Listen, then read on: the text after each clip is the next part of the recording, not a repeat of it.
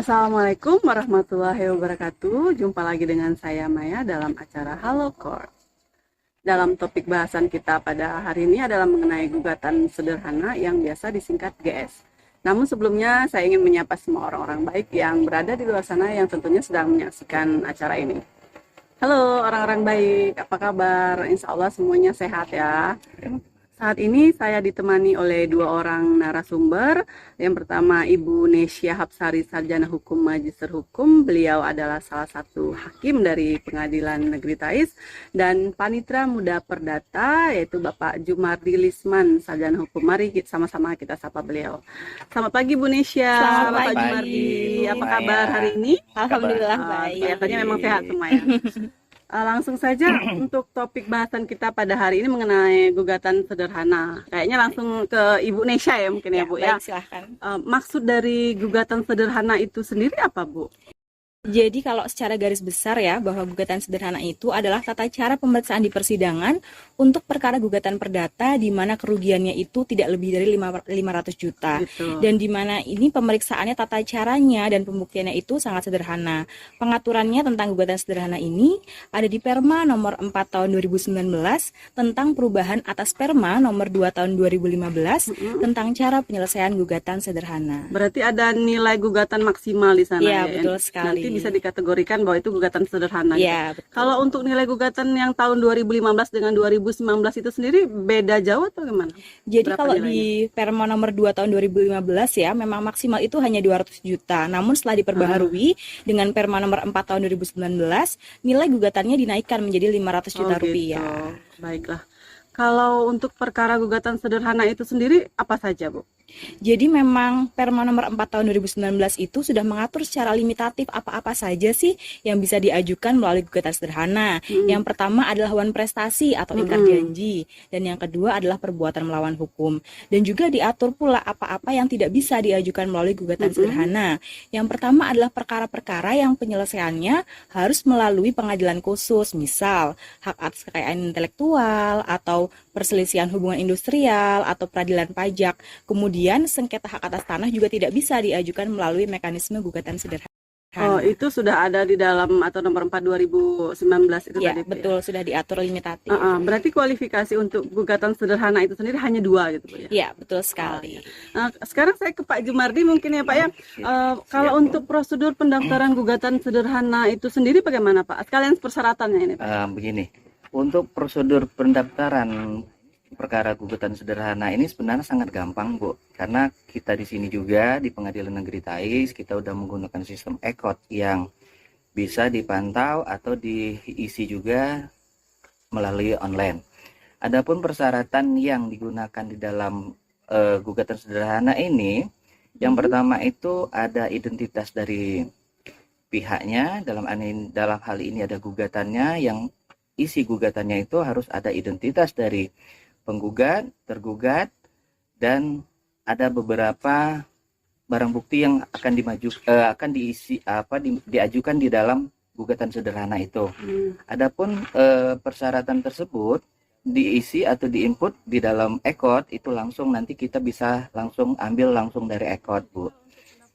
Oh, jadi kalau untuk pendaftaran gugatan sederhana itu sendiri sudah nggak manual lagi ya, Pak ya?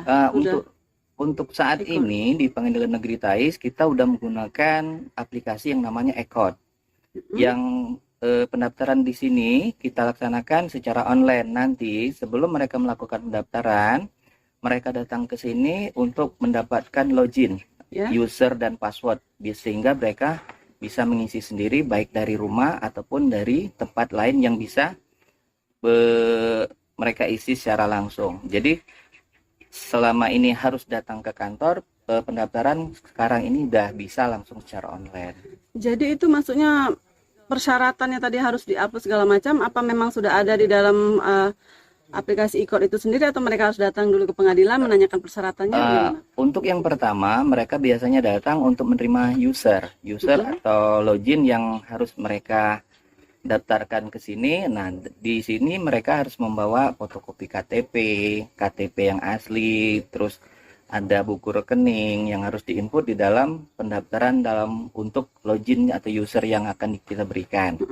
dan ada beberapa item, itu semua ada nanti di dalam aplikasi iCourt itu sendiri. Oh, kalau yang mereka datang ke pengadilan untuk mendapatkan user itu tadi untuk pengguna siapapun gitu Pak? Apa orang pribadi atau kuasa Untuk hukum? pengguna ini dalam gugatan sederhana ini kan ada beberapa item, Ya? bisa pribadi, bisa kuasa hukum, ataupun kuasa insidentil. Asal mereka semua udah memenuhi syarat, mereka bisa mendaftarkan atau menerima login dari kita. Sedangkan kalau untuk kuasa hukum, mereka sudah punya login sendiri yang didaftarkan melalui pengadilan tinggi. Setelah pendaftaran gugatan sederhana melalui e-court, apa nanti untuk persidangannya itu harus elitigasi Pak Jumati? Kalau masalah harus, itu tidak mesti Bu. Karena kalau litigasi, mereka harus ada persetujuan dulu antara penggugat dan tergugat. Tapi kalau ada salah satu yang tidak mau litigasi, maka persidangan dilakukan secara tatap muka langsung. Oh begitu, berarti nggak wajib ya, harus sama-sama setuju dulu gitu Iya, Pak ya. harus sama-sama setuju dulu. Nah sekarang saya ke Ibu Nesya lagi nih. Baik. Apa sih perbedaan penyelesaian perkara gugatan sederhana itu dengan gugatan biasa gitu? Ya, baik. Jadi kalau dari Perma itu kan memang sudah diatur ya secara tegas apa-apa saja sih yang bisa diajukan melalui gugatan sederhana. Jadi memang terlihat banyak sekali perbedaannya. Yang pertama adalah yang sudah saya sebutkan sebelumnya bahwa memang nilai kerugiannya untuk gugatan itu maksimal 500 juta rupiah. Kemudian yang kedua adalah hanya 2 perkara yang bisa diajukan. Yang pertama PMH, yang kedua wan prestasi.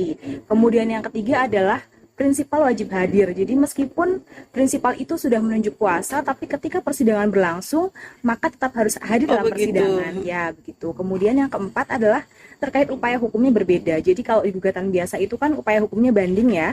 Sedangkan kalau untuk gugatan sederhana, upaya hukumnya adalah keberatan. Kemudian terkait dengan asas cepat, sederhana, dan biaya ringan. Jadi kalau untuk asas cepat ini ya, teruntuk GS khusus ini, penyelesaiannya harus 25 hari kerja, terhitung dari sidang pertama. Kalau perkara biasa kan 5 bulan ya, tapi untuk GS ini sangat cepat memang.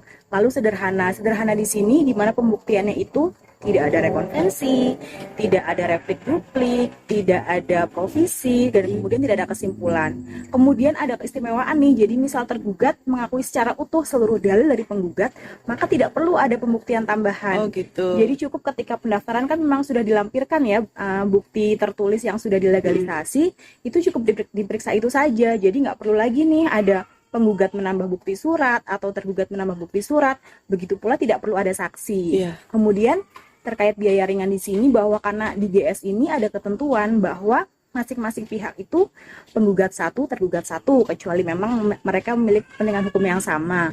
Kemudian domisilinya juga harus sama. Dengan demikian diatur seperti itu, maka biaya perkara otomatis jadi lebih murah karena kan memang satu domisili. Jadi kira-kira seperti itu perbedaannya. Oh, kalau untuk domisili penggugat sendiri apa harus sama dengan domisili tergugat atau seandainya dia dikuasakan kuasanya itu yang harus domisili sama dengan tergugat, bagaimana itu? Ya, jadi kalau di Perma memang sudah diatur ya, jadi memang penggugat dan tergugat itu memang domisilinya harus sama. Tapi apabila jika ternyata penggugat domisilinya berbeda, maka penggugat bisa menunjuk kuasa di domisili tergugat. Namun ya itu seperti yang saya sebutkan tadi bahwa ketika persidangan si penggugat itu harus hadir meskipun ada kuasa yang seperti yang Ibu sampaikan tadi, kalau untuk gugatan sederhana itu sendiri, apa bisa diajukan upaya hukum, Bu?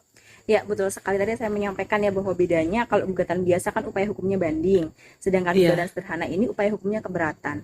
Jadi memang ada lagi perbedaan. Jadi kalau gugatan sederhana ini kan diperiksanya oleh hakim tunggal, jadi tidak oleh majelis. Jadi ketika nanti hakim tunggal sudah memeriksa perkara itu, nanti sudah sekalian ada mediasi di dalam pemeriksaan selama 25 hari itu, nanti putusan ternyata tergugat nih nggak puas nih dengan putusannya atau penggugat juga tidak puas, maka upaya hukumnya adalah keberatan. Gimana sih keberatan itu diajukan? Keberatan itu diajukan ke pengadilan. Jadi yang memeriksa itu nanti tetap pengadilan tingkat pertama. Kalau untuk upaya mengajukan keberatan itu tadi berapa hari sejak putusan itu, Bu? Putusan gugatan sederhana. Ya, jadi begini, kalau terkait upaya hukum diatur bahwa 7 hari setelah putusan diucapkan atau setelah putusan diberitahukan. Setelah itu nanti Ketua Pengadilan Negeri akan menunjuk majelis hakim untuk menyelesaikan upaya hukum keberatan tersebut. Oh, berarti nanti finalnya di situ ya, Bu ya? Iya, betul sekali. Ini kayaknya udah mulai panas, Bu. Pak, disambil dulu kita minum teh yang sudah disediakan. Terima kasih, Ibu Maya.